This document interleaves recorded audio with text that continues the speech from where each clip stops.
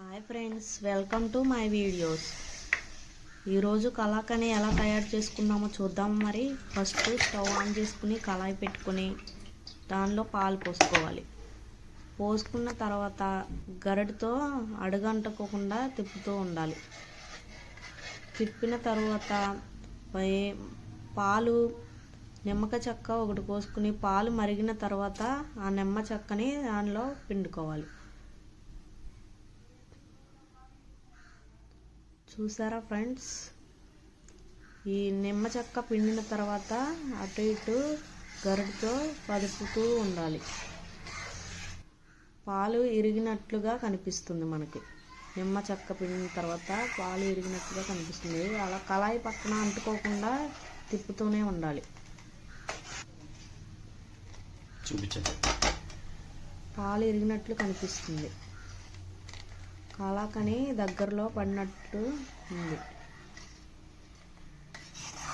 తిప్పుతూనే ఉండాలి, పక్కన అంటుకోనివ్వకూడదు. షుగర్ ఒక కప్పు తీసుకున్నాం. మీరు ఎంత సరిపోతే అంత తీసుకోండి, తగినంత. షుగర్ వేసుకుని కలుపుతూనే ఉండాలి. కరుగుతుంది కింద.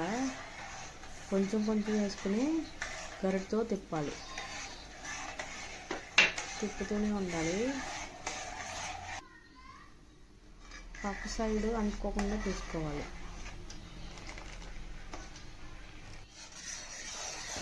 కలాకని దగ్గరలో పడింది.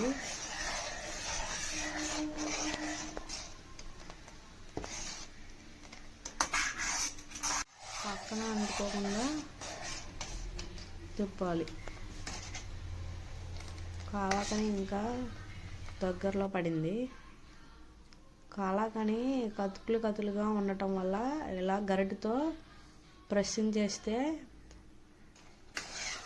బాగుంటుంది. కలాకని దగ్గరలో ఉంది.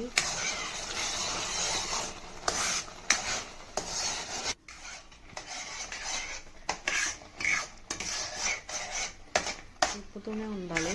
దగ్గరలో పడింది కాబట్టి తిప్పుతూనే ఉండాలి గరిటతో. కలాకని అయిపోయి వచ్చింది. ఈ గిన్నెలో నెయ్యి రాసుకుని ఈ బౌల్లోకి సర్వ్ చేసుకుంటే కలాకని రెడీ. అలా నీళ్ళు తేమ తగలకోకుండా ఉంచుకోవాలి. పోయి ఆఫ్ చేస్తాం. కలాకని గిన్నెలో నెయ్యి రాసుకుని కలాకని సర్వ్ చేసుకున్నాం. కలాకని రెడీ అయిపోయింది.